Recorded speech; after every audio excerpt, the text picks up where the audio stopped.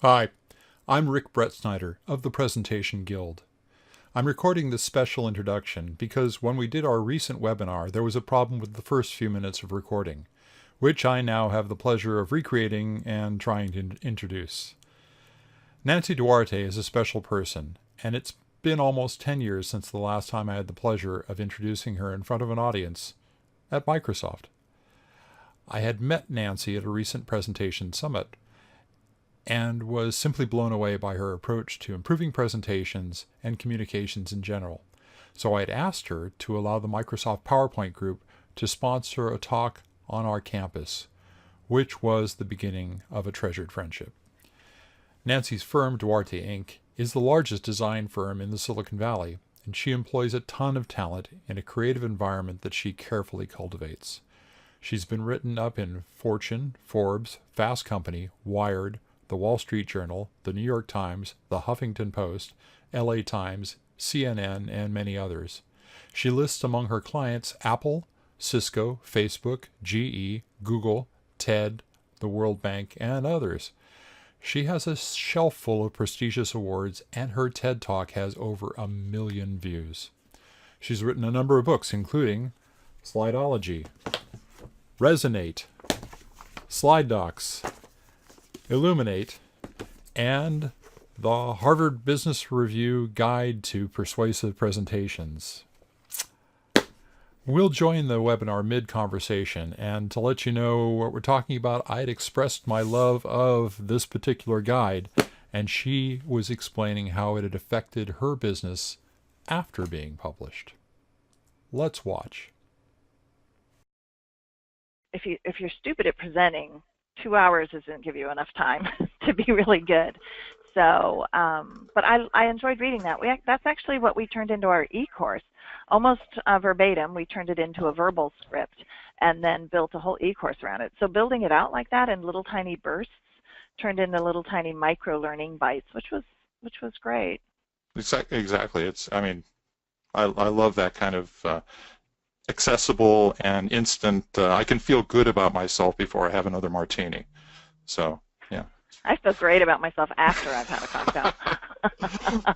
So, here's one that I hope isn't going to come across as sexist, but you've got an amazingly successful organization, so many credentials behind you. You also have 3 grown kids, 1 grandson, and a long-term husband.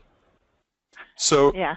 A lot of people, before we'd have to watch what we said, but we'd say, do you really have it all? Do you feel that way?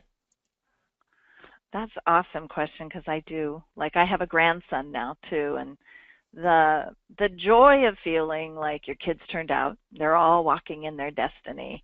That's the scary part of especially being a working female, is will they turn out with the kind of investment it takes to be an entrepreneur. I mean, there were days where I would come home and like literally go in the living room and cry into the carpet to muffle so my kids couldn't hear that I was in there weeping because I'd gone 48 hours and not seen my children, right? That's because I had to work through the night, and it's a deadline business, and it's really sad and scary. And I remember one time at breakfast, I was just feeling guilty. I saw my daughter, and I'm like, God, I just cried last night because I felt bad because I didn't get to see you. And she's like, Mom, I can learn to cook on the Food Network, but from you, I'm learning to be a great communicator. And I thought, oh, that's awesome. Like, she's like this spicy little 13-year-old kid. And I thought that just gave me the energy to realize that they were picking up from me a skill that nobody but me could teach them.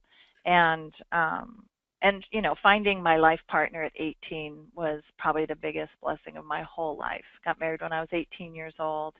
And you can say I have credentials. I only have a high school degree and 1 year of college. And my client Cisco actually paid for me to get a degree at UCLA, an MBA. So UCLA let me skip like my undergrad and go straight to their MBA program. And then the university that I had the 1 year of education in, somehow they'd heard my story, and they gave me Entrepreneur of the Year award. Like, they've given it to people like Ross Perot and people like that. So believe it or not, even though to the world that I looked successful, not completing college. I had to escape my childhood home. So I married Mark. I mean, he rescued me, and then I had a lot of disappointment in myself that I didn't have the energy or emotional capacity or intellectual capacity to go to college. And I think that's what made me so street smart.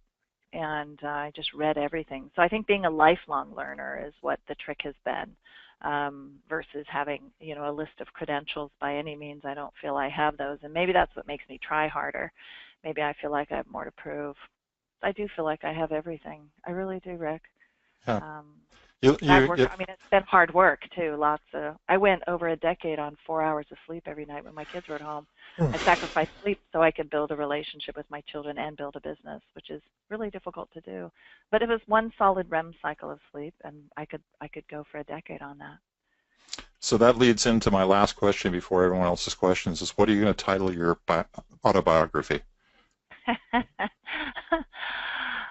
That's not fair, because usually you title a book after you've written it, but I know.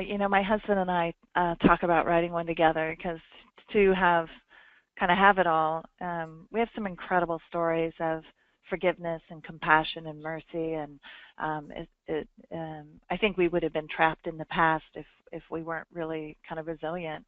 And so I think we haven't named it yet. Okay, fair enough. But we're making, because my husband, I don't know if people know, but I think maybe I said it at Presentation Summit, he's on his 3rd round with prostate cancer. So we've done the 2 things you can do to eradicate it, and it came back again. So they say he has decades, but we do, look at our own mortality at the dinner table every night and trying to live life at its fullest right now, because you just don't know, That's great. So let's get to some questions out of the blue, okay? You ready? Okay. Yeah. Bring it on. This first one's from Charles Crawford. And his question is, what lessons have you learned while dealing with difficult clients? I think that's shaped me the most. The book Resonate, the concepts in there of moving sticky notes and concepts around, was birthed from my most difficult clients. And I haven't worked with clients directly for about a decade. In fact, I didn't even personally work with Al Gore. My team did. So as we pursue or new clients come in, they'll be like, oh my God, working with this person's on my bucket list. It's like, here you go. So I think what I learned was from a long, long time ago, and one of them is work your butt off to be one of the smarter people in the room, because if you don't have a seat at the content table as advisor, it's going to diminish your role. You'll be just the picture drawer, And so I wanted to make sure I had read every strategy book. I had every leadership book, just read every single year. So I knew all the latest insights and trends in marketing and strategy. Also, I think I had a guy who was like renowned. He was an executive IBM, and he came to be a CEO at what was called Taligent, which was an IBM, Apple, and HP alliance when they were going to create a new operating system. And the guy was an asshole. I mean, he was just the epitome. So when they told me that he fires every one of his slide people, I decided I was not going to be fired. I was going to do everything I could. He was really, really difficult. I mean, we would even tape what he said in the previous meeting and play it back to him as he changed his mind in the next meeting, which totally pissed him off. But that's where I learned that if he didn't see his little pet slide at about slide number 3, he was frustrated, thinking that he wasn't heard. So that's when I learned that right when the exec walks in the room, have all the slides taped up with the structure across the top and all the slides on the wall, because he calms down the minute he sees the 3 pet slides that he thought he wanted in it. Then they calm down, and then they'll actually see the structure, because otherwise they don't see. If you go through it linear, clicking through slideshow when you're presenting to an exec, they're losing their patience, because they want to see the whole and not all the parts. And so that was probably the best learning that I had in executive behavior, is they're going to react and react and react until you show them the whole. So if you don't have a wall to tape it up on, start in slide sorter mode. We color code the segues and the main section heads really clearly so they can see the structure somehow in slide sorter mode. Excellent. Wow. So I'm going to move on to, I'm just going to be keeping moving. I'm holding back all my reactions so we can get to people's questions. That's why you see this tension in my face. This is from Julie Turberg. Who is your favorite presenter? I get asked that a lot. Favorite dead presenter, Dr. King, Steve Jobs, and Evita Peron. Favorite living presenter, Scott Harrison. He runs Charity Water, brilliant, beautiful storyteller, and very attractive young man.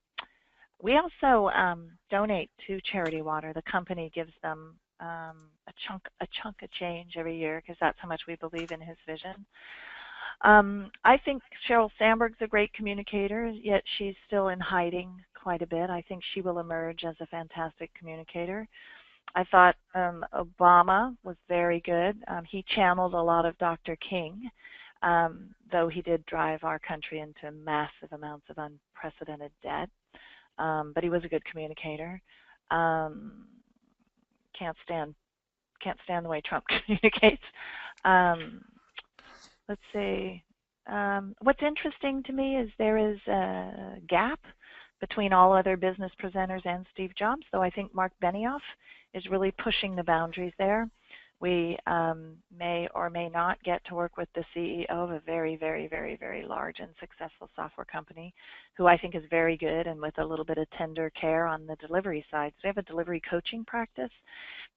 We're very excited to see what happens there. Then I think this guy could become very, very great, like fill the gap between Steve Jobs and everyone else. And I'm excited about that, see if we can help. Has great content and a little bit of charisma, but with a little bit of help, we think he could blast out and be one that we can openly talk about.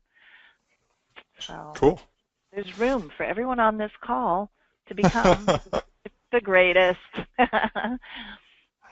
So this is a little bit of a long question, but Kristaps Petersons asks, what I've noticed with my clients and outside the circle is more requests for self-explaining interactive presentations based on HTML5 usually. More presentations move into hardware and use different audio solutions, augmented reality, integrated big data charts from Zoom Charts, for example, etc. It also transforms storytelling. Are you for or against this trend, and why? I think that we have our eyes wide open. Is the question that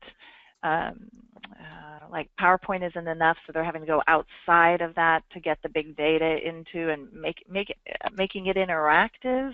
I think it's kind of a simplicity versus bleeding edge kind of stuff. Yeah, it depends. Like we liken, there's different kinds of presentations. There's some that you just put on a train track and they go from point A to point B. You can control the arc and it's one directional. Like you want to get a complete thought out, and it's important for it to be packaged in a very persuasive way. And then there's some that's more like a helicopter or a dragonfly, right? It could take off and zigzag and zoom around based on what the audience needs. I think it's really hard to be in a large audience environment and zip around, because you can do that in a smaller room because as you're reacting to feedback and having it be dialogue. So there's a difference between one directional versus dialogue. We believe here that presentations, somehow presenters will be able to communicate with an audience in mass and adapt on the fly. We don't know how that's going to happen or what technology will drive that, but we do believe that will happen. But it needs to look seamless, which means presenters need to be like an illusionist, right? It needs to look, oh my God, I thought they should address this thing, and they magically started to address it, AR, VR is very fascinating. We've spent an enormous amount of time with all the AR and VR makers and manufacturers dreaming about how presentations would be different. It's hard to imagine when, why, and how. So we've come up with this little map of when, why, and how you would use the different tools, and then are trying to figure out if Duarte were to develop something in these tools, what would that be? Navigating data is one of them. I do think that if we could figure out a way to do that together, it could be very interesting. But I think you can't stand up in front of a large crowd and be spastic. they too don't want to be frustrated by you messing around with technology, trying to flip this on and off. It's like, why am I sitting here giving you 10 minutes of my time while you reboot something, So I just would use caution to make sure that it all works seamlessly together in a lovely way. That goes right into my next question. What is your practice schedule like? As in, how often and in front of what kinds of audiences? Mirror, pet, stuffed animal? Yeah. You know what? I go into my own. I get quiet. So when I go and speak at a big event and they have a green room, that's supposed to be a place where the presenter can calm down, and it winds up being like this chatty. I just can't even stand it. So I have to. I review my material. I have certain ways that I print the slides and the notes, and then I fold them across, and then I can flip back and forth and really learn the material. So I spend a lot of time learning the material. So like when Illuminate came out, it was a new talk, and I didn't give my formal talk, say, at Presentation Summit. I really riffed on it and was just kind of blah. But when I need to be really buttoned up and I have new material to learn, I want to learn it because I don't want to be addicted to the notes and stuff like that. So the first step is just learning the material. And then I'll glance at the slide, close my eyes, and try to remember the content. Then I flip it over, and all my notes are there to remind me what I missed. So I have this whole rehearsal process.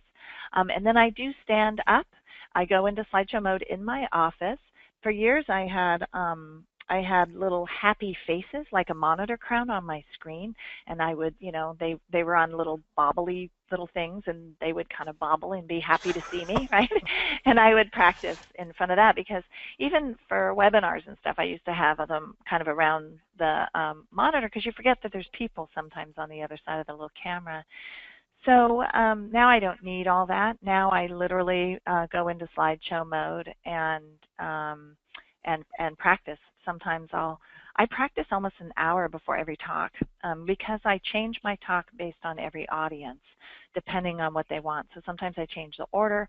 Sometimes if it's an analytical audience, I'll offer more evidence and facts, because I can't go full story because you have to have evidence about story. Other times I get more emotional. I felt like what I did at Presentation Summit was very I was very exposed. That's why I was I wanted to do that, so I didn't want any filming and stuff like that, because I feel like a real affection for this industry and really want to be helpful by talking openly about a lot of failures too. So that one I didn't rehearse. I rehearsed about an hour for the content part, but I wanted to have the freedom to riff a little bit. But yeah, I have to get in my head about an hour ahead of time, and then I watched Tony Robbins. Did you guys see that Netflix documentary, I'm Not Your Guru or something? And there was this striking, I wrote a little LinkedIn piece about it, but there was this striking way. He's like, I'm not scared. He looks right in the camera, smiles real big with his big white teeth, and he's like, I'm not scared when I get on stage or whatever. And then I watched his pre-talk ritual. He jumped on a trampoline, called the location, asked what the energy was like, asked if anyone got hung up on slides. He jumped on his trampoline again, and then he dipped in a 57-degree pool, jumped on the trampoline again, they had another little meeting about how awesome everything was going to be. And then while he's doing all that, they've got these people there in red, golf shirts, just getting the audience all hyped up, freaking out. By the time he walks in, he wants to walk in when the audience is at a heightened sense, emotional frenzy. And then backstage, he jumps on a tramp again, fist bumps, twirls around, spins, and then runs on stage pumping his arms, right? And I thought, wow, for a guy not scared, that's a lot of stuff. But then I thought, I get very quiet and I go very inward.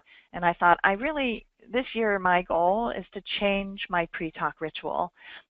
Now I kind of do bends, I put my arms in the air, do all my power poses. I don't do fist bumps, I don't pump my.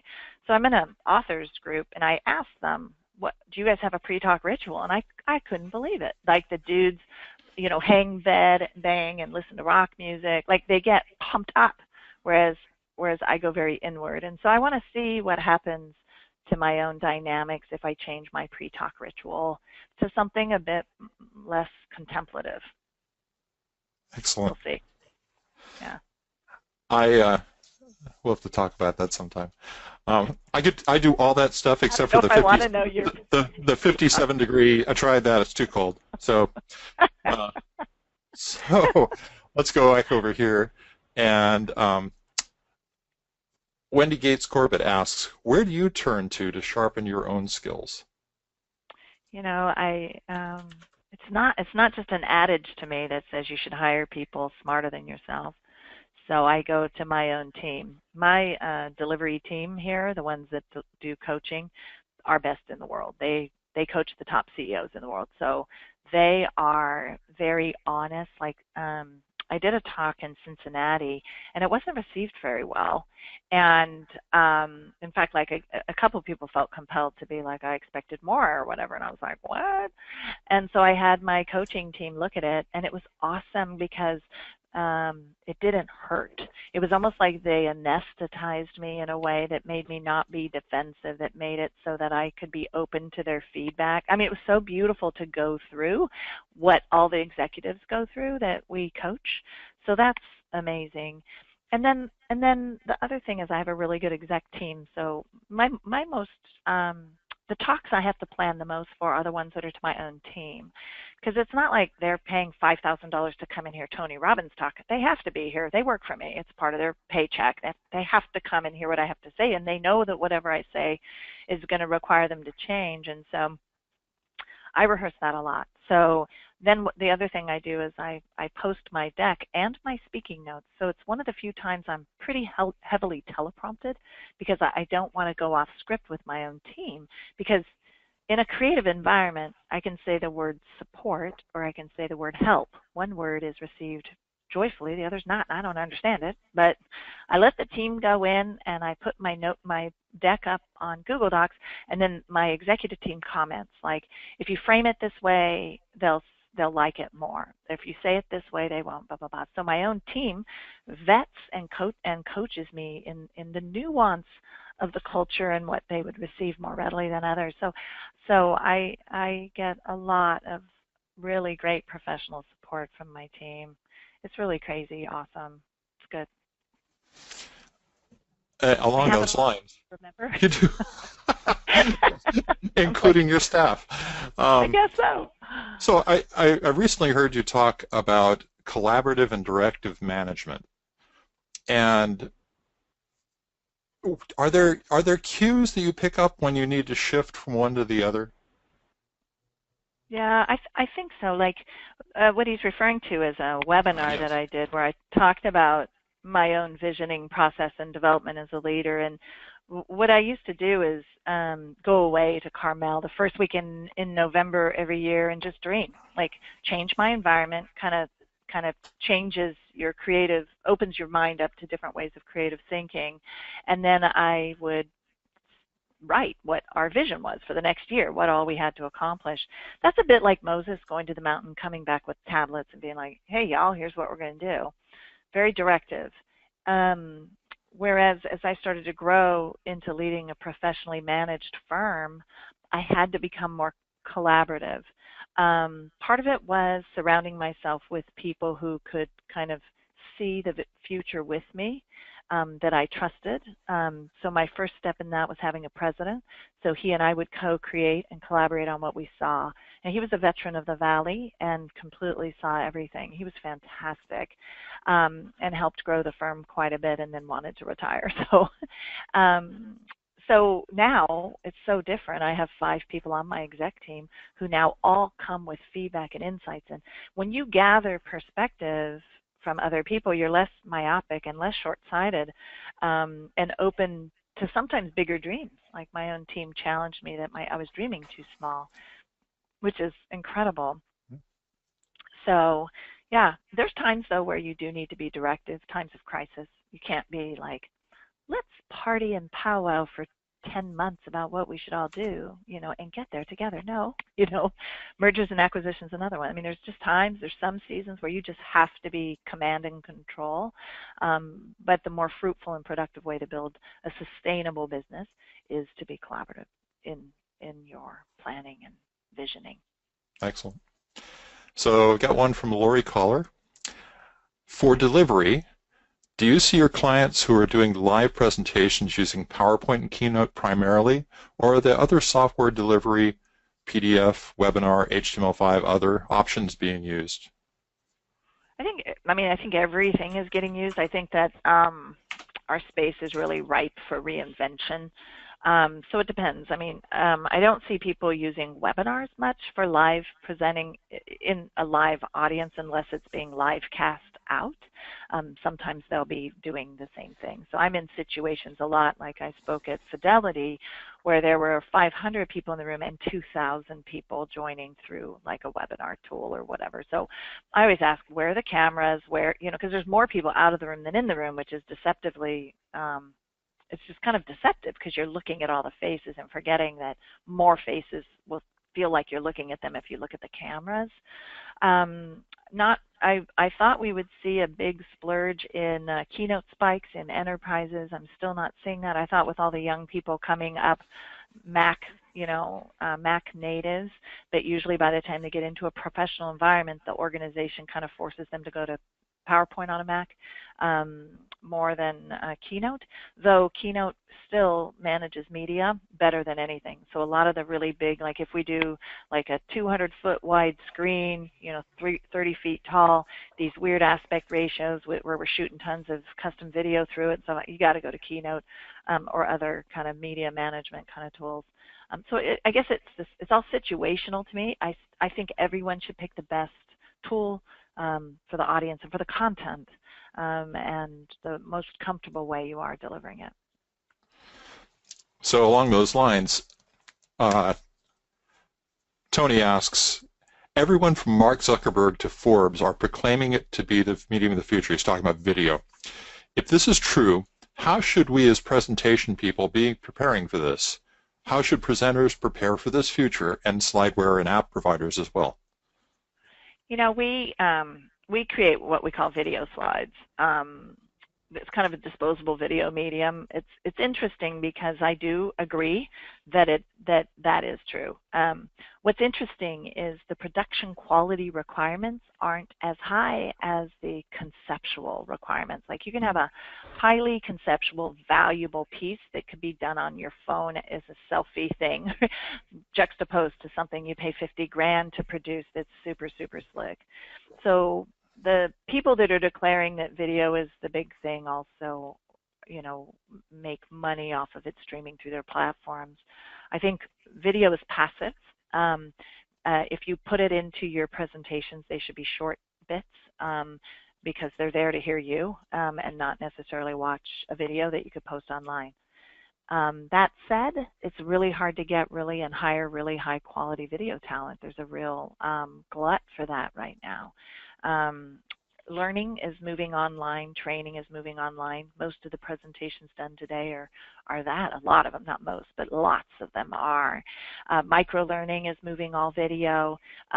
We're building out all our stuff in video. I'm redoing everything that right now is our e-course, the HBR e-course. We're rebuilding it all out as video. So I would say that you need to have some basic video editing skills.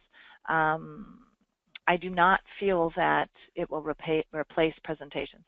Presentations are a container for so much corporate information, insights, lore, strategies, plans, customer case studies. It's this keeper of so much content, and the fact that each slide is like a little atomic bite of great content where you can mix and match and put them together. Video will never be that. I don't know that we will have a PowerPoint equivalent video hacker thing, because video is, the content of video is trapped inside the video unless you transcribe it. Then you have to pay to have it transcribed, make it searchable, indexable. Maybe that technology is coming soon, but I can't imagine that a corporation would build all their slides in videos. I can't picture it. Pretty bullish that PowerPoint's here to stay if Microsoft makes some really good moves and solves some of the massive pain points of the tool. Cool. Little change of pace here. This is from Echo Swinford. Nancy, I thought the dress you wore when you spoke at Presentation Summit was perfect for the venue and audience. Do you put much thought into what you're going to wear when you present? And how do you decide? Do you have any specific criteria for what makes for good presenting wear? You know, I looked at pictures, like people tweeted pictures, and I was like, oh, I wish I hadn't worn that dress. I'm so happy Echo liked that dress. Um, you know what's funny is I'm a woman playing in a man's world. So like I tend to dress. That was gutsy. So I'm trying to wear more dresses because I feel more feminine and it's okay that I'm female, but you can see I'm in like I usually wear what I call my penguin outfit, which is like a suit coat. If you look at this is going to be a little ranty, but if you look at the way women dress versus men dress on a stage, men will put on dockers and button down, sometimes a tie. From their wrist to their hands are and face are the only flesh exposed most of the time, the men on a stage. Yet women feel compelled to have skirts above the knees, sleeveless dresses, and all that stuff. And I don't understand why the gap is so big. So I would really like to see you, Rick, wear, shorts and a man beater t-shirt when you present. Like why? Like, and we would think that's ridiculous, right? But women feel compelled to show. And so I wrote this kind of ranty blog once about how women should dress when they present, because some of us, men and women, have these parts of our body and skin that when we turn our body one way, our flesh moves the other way, right? So it's like the boomerang animation just on our arms right here is the boomerang animation, right? And it's distracting. Like we say not to have, whenever something moves, it draws attention to the eye. So man, I've got Spanx that are reinforced with steel. Not so that I look slim, but so my flesh isn't moving around so much. I mean, this is like total disclosure, right? So I try to like tighten it up and cover my body, because the way the brain processes women is interesting. If more of their skin is exposed, the male brain processes a woman as an object. There's a ton of research around this. The more of the skin that shows, the male brain, it can't help it because that's the way they're wired to mate. So the male brain processes women that have more flesh exposed as an object, whereas if they just see their face, they process them as a human, which is interesting to me. So I do feel that when it's really high stakes, I wouldn't go for the scantily clad, like the news reporters. Like when you look at the male and female news reporters side by side, she'll have spaghetti straps and boobage, and he'll be covered like with a tie all the way up to here. So I don't know. It's maybe, I know people go off on that women can wear whatever they want, not be treated like an object. I don't agree. I think the male brain's wired to look at them as an object. So I don't know. I have this whole rant about that, and I spoke at, it's actually, I concealed the name of the conference, but it was National Speakers Association last year. Maybe it was a year and a half ago. National Speakers Association. Okay, this is the one where it's all professional speakers. Mostly everyone is a paid professional speaker. There were, I think, 5,000 people in the audience. I was there the night before for the opening act, and they were like, Nancy, we need you to come, and it's the National Speakers Association, for God's sake, so waive your fee. And they didn't even pay my flight. But I was like, well, it is the National Speakers Association. I'll do this gig, right? So I was like, real good. One of my best friends was there. So I was like, we'll just turn it into a chick event and we'll have a great time. So I get there the night before for the opening ceremony, and they literally had 30 women, scantily clad women, surrounding the chair host, kicking their legs, high kicks, and then I'm like, I'm looking around going, is this like offensive to anyone? Because I'm thinking, what? And then I go out and there's this scaffolding and all these women are hanging like Cirque du Soleil from these ribbons, and, and I'm thinking, okay, wait a minute. They couldn't pay me my travel fees from my brain, but I know all those scantily clad women were not free. Yeah. They paid them but didn't pay me. So it just kind of, the whole thing just was bizarro. So I don't know. I kind of rant about that and shouldn't have, but that's how I feel. Well, for what it's worth, whenever I have to go to a formal occasion, I always feel envious of the women who have so many options than I. It's like, do I wear black chinos or tan chinos? And, it's like, yeah. But maybe that's... And then we have to make decisions about how much of our flesh to show or not to show. Yeah. Yeah, it's kind of weird. Kind of a weird phenomenon. So let's get to another question from Matthew Fox. Besides reading books, how do you stay up on the latest trends in the speaking world?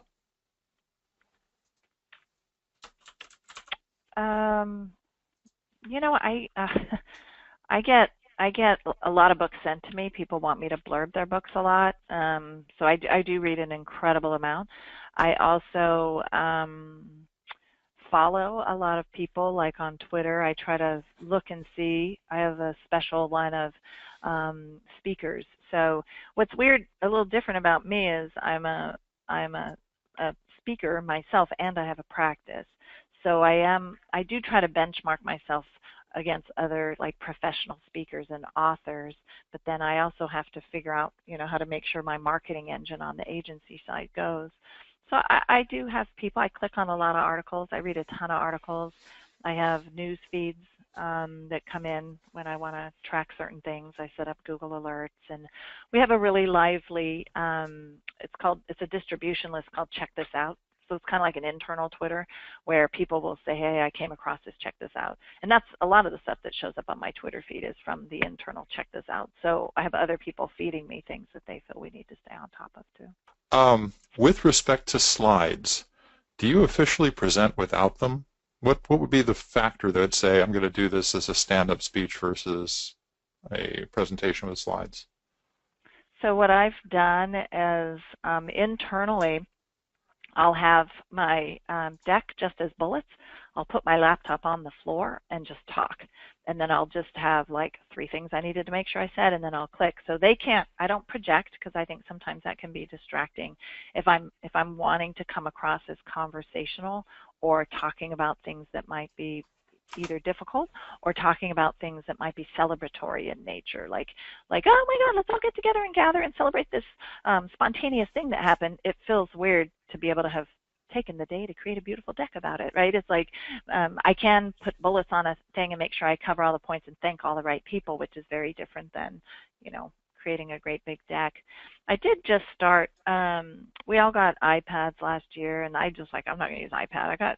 I'm hard, I don't know, I was like, so I started to use it, and now I'm like writing words, and I'm writing out and drawing pictures myself. So it's kind of become my internal signature style, where I'll just write a word on a slide or then draw a graphic. What's interesting about that is it feels less polished. It feels like, it's not digital yet, so it's conceptual. Nancy's just showing us our potential concepts because it's still hand-drawn, because that's what we do here. When it's still in concept phase, it'll be sketched or hand-drawn or loose. And so by presenting graphics that are loose and then digitizing it when it's more formal is sending a message that's interesting, where the team gets that, this is loose thinking versus solid strategy.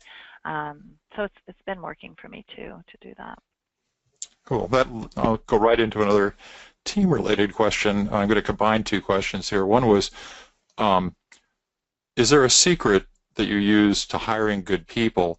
And when did you know you were ready to expand the business and add your employees, and how did you manage financially at first? Yeah, that's a good question. So this goes back to my son was just born, 1990, and my husband and I started working. I remember we would watch all the late night shows while we worked, right? So we would go to bed about 2, wake up at 6, get the kids going, work all day, try to have dinner with them, put them to bed, and then work late into the night. And back then you had to have 20% down for a house, but also back then houses in the Bay Area cost about $400,000. Now they're $3 million. So we had to have 20% down. So we worked our butts off, saved every penny, worked long, long, long days because we really wanted to get out of our apartment. We needed more room.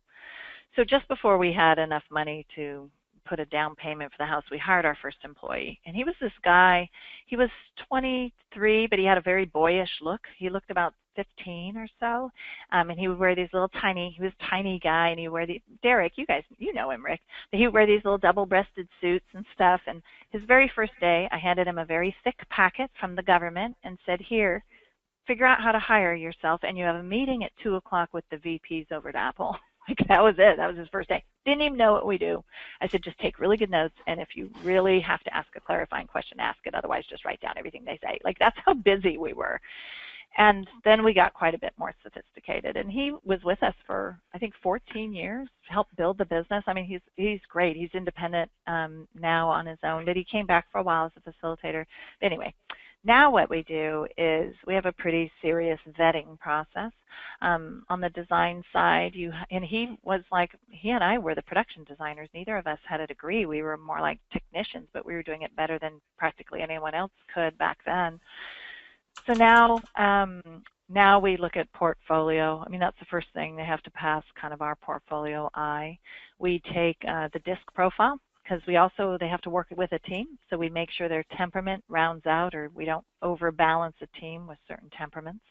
And then we interview them toward the strengths and weaknesses so we have them take the test, and then we let them clarify, because it gives you the summary, and we let them say, well, it says I'm like this, but I've actually developed by doing this. Like they can contest anything in there, and then we have whole discussions around their temperament, how do they complete projects, how well do they work on a team. So we interview them to our values. I'm looking over here because I have a little booklet that has our values on it. So this is our Dworshan's Guide to Giraffe Behavior, because our mascot is a giraffe. So we try to interview them toward what we believe is the temperament and behavior that a Dworshan should have. Because if you get like a prima donna or someone who's so into themselves, they're not going to be up till 2 a.m. serving a customer. Like they'll poop out at 8 and be like, where's, who's going to fan me and feed me grapes? And we don't want those kinds of people. We want people who will understand service, understand kind of laying your life down for someone else, really understand the power in that and the gratification in making someone else look great. And there's some people that only want to make themselves look great. So we have to interview toward that. And I think we have a more solid process than handing someone a packet and asking them to hire themselves. So we've come a long way. Cool. So kind of, again, kind of one of the initial starting questions. So this is from Daniel Fisher. When did you first set up Duarte, and what were the initial challenges you found in gaining that impressive client list? Yeah, that's great. So I didn't set it up. My husband actually moved furniture from an ailing aerospace business in Sunnyvale. And he schlepped furniture all summer long and bought enough from Mac. And then as he started to dig around on it, he realized, I can illustrate on this. I can do technical illustrations. I can do resumes. I can typeset. Now, he was an artist, not a trained graphic designer, but a fine artist. So he started it. He thought it would just always be a freelance business, kind of 3/4 time. Kids could be underfoot while he worked, could work in his underwear while I was out of the house, had a real job, and he would have this flex job. And then I joined him in 1990 when my son was born. I was pushing him to close it down. I was like, get a real job. This is stupid. This is totally stupid. Just get yourself a real job. And then he's like, read a Macworld magazine and tell me if this isn't the future. I'm like, this personal computer thing's a joke. I work on a mainframe. It's a real computer. And come to find out, he was right. I read Macworld magazine. I said, fine. If I can sell it, you can keep it. If I can't sell it, you're getting yourself a real job. So I figured out an angle. I came from sales and strategy, and I figured out the angle was just, this sounds really dumb, but this is 1990. We were the young digital upstarts. Like, people used to use electrical tape to draw the axes in a graph. Like, I don't think people even remember that. You had rub-on letters and electrical tape to make a graph at NASA. Zipatone. Yes, yeah, it's so crazy. So I pitched that we would be faster and cheaper, and that there was high reuse. And then I would read Macworld magazine and see some technology that wasn't coming out for 6 months, pretend we had it. So I also was so well read, I was telling them about technology trends and what they need to do, and oh my gosh, I could create like a little fire. So I called 3 companies in one afternoon, and that was NASA, Tandem, which is now HP, and Apple. And we won large for us, like $10,000 contracts in one afternoon, just based on this digital upstart knowledgeable in technology with an angle that I could unseat any of their current vendors. It was like a promise I could make. And that's how we did it. And then Apple wound up being, like 1993, they had a massive layoff. And all of my customers, well, almost all of them, probably 80% of them got laid off and scattered around the valley. And that was actually the best thing that could happen to me, because they all took me with them. And we just spread. And so that was like it was a terrible moment, but it was a real flashpoint in my business. They went to E-Trade. They went to big brands like Hitachi. They just scattered all over and took us with them. And so that's what it was. And we just gave incredible service. We didn't know what we were doing. We were making it up as we went. Nobody else in the valley, no other agency wanted to do presentations. So a lot of the agencies just were like, we'll cohabitate at this beautiful brand. You know, and they would get us on the MSA, because the agencies didn't want to do what we did. So they wanted us to be in that brand. So they'd quit being bugged about doing slides, you know. And so we had advocates pretty much everywhere that really helped us. Excellent. That's it's a great example of crisis turning into opportunity, the whole explosion of a company, and kind of like seeds blowing into the valley's fertile soil. Yeah. Exactly. And I want to show you, because this is kind of a cool thing, is we are now in the 35,000 square foot building that my husband moved furniture from in 19. Can you guys see that? How do I Yeah, turn it up a little bit. Yeah, there you go. Yeah. Yeah. So we're now in that building that he won. It's this one all the way to 101. There's 5 buildings he moved furniture from. Kind of full circle-y, you know? It's awesome. You have a lovely office, and it's really easy visiting there. It's really easy to see how the environment affects the creativity of the people that you've promoted that. I think that's always it's kind of like this is one of my questions. I often hear you talking about heading off to Las Vegas or other parts unknown when you're working on developing or finishing a big personal project. Ranking among those factors in spurring creativity, how important is a change in environment to coming up with truly innovative ideas?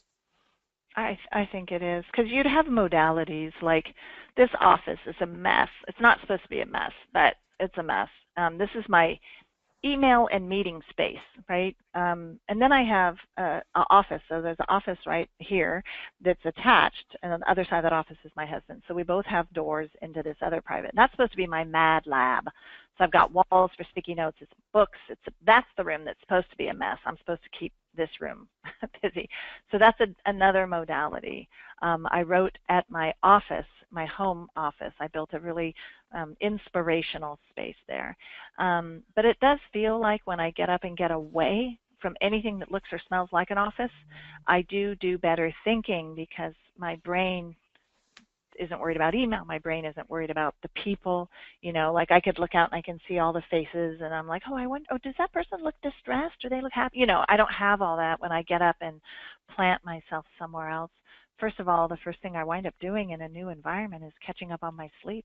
It's really weird. And then I can create. So for some reason, I do better work. I can write out the outline for a whole presentation, so I'm still very analog. That's why I'm excited about maybe using the iPad more for that. That for some reason, something about holding a pen puts me into a different space. And when I take a pen, write on a sticky and put the sticky on a wall, that's like my favorite thing. So definitely different spaces. Environments are really important to me. If you saw my house, you'd understand my keen desire for spatial connectedness. And different modalities. So there's different little spaces in my yard and in my home that I do different types of thinking. It's kind of weird, but it is true. Another question, I think this one is actually from Marsh. What are some presentation design trends that you see happening in 2017 and beyond? Yeah, I saw that question ahead of time, because you and there you go. Echo kindly told me there were some questions. Yep. So I'm like, I don't know, because that's not my plate. That's not my space. That I don't know. So I asked my 2 creative directors, and they sent me what they drew on a whiteboard last night. They're like, this is what we think. They think that we'll hear a lot more about emotion in data, like not just about the data or the big data, but the emotion in the data, which I didn't talk to them about it, but I was asking them what they thought. They also think that, well, it is true, Pantone does a color of the year. So Pantone has declared the color of the year to be bright green. Vibrant color palettes with transparency and gradients. They're thinking this is because of grass, outdoors, fresh, people wanting to disconnect, like just be disconnected from technology. VR, AR, definitely. We have a whole lab set up here. We bought all the headsets that exist, just trying to figure out what is this and what role will it have in our business. So that for sure. Extra wide aspect ratios you'll see at big formal events, yet social media will stay vertical. So you have to be able to create assets that can go wide, but then also become a social media object online. Short, clever animations. This kind of goes to the video question, I guess. Short, clever, either videos or animations. We're doing animated GIFs, putting them in. Cinemagraphs and boomerangs. I don't know what that means. They're not talking about the boomerang animation, so I didn't get time to ask any clarifying questions around it. But this is what my team thinks is going to happen as trends, which I thought was cool that they did that for me. Great. We're closing in on an hour, and it's been such a pleasure. It's gone by so fast. Do you have any comments you'd like to, words of wisdom or inspiration that you'd like to share with our audience with respect to the industry, to work, to anything? You know, I think sometimes we forget that what we're doing is really special. I think, you know, sometimes how clients don't treat us the way we should be treated, or you know, treat us like we're their little whipping boy, and you know, then there's the other times where the client really listens to you as the pro. That was what was fun about like working with Al Gore. He you know, we would put this concept out there and he would thoughtfully think about it. He'd be quiet for 30 seconds actually considering it. Like, it was so fun. And so what's really cool, and I encourage you guys to do, is and I just sent a team, we have this bajillionaire in Peru that's really transforming the country, and he just flew our team there, a few of our team, and they actually got to see him present at like the Davos of Peru. It's this incredibly, it was really kind of unbelievable. And they're like, you know what? And it was, I mean, it was work, and they had to do some stuff. But I think sometimes when you actually see the things and ways that our work is transforming countries, industries, political views, sometimes we have to keep remembering that when we're in the grind of the day-to-day. So I just would say keep your hand to the plow, and you know, keep going. And in those moments when you're, you know, you need a little bit extra, you know, positive energy, just remember why we're in it and how transformative what we do is. Terrific. Thank you ever so much for participating in this awkward series of questions that we've asked you, and being so open and honest. I hope you won't regret it later. So that's just I hope not. My little rant. Thanks so much. No. Thank you, guys. Just a reminder, this has been a production of the Presentation Guild. You're all members. Go out and tell your friends.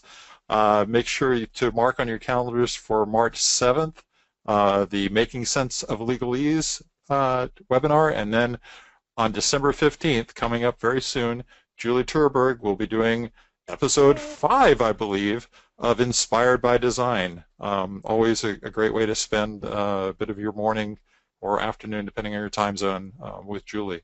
And thanks again, Nancy. Very much. Great seeing you. Good to see you. Bye.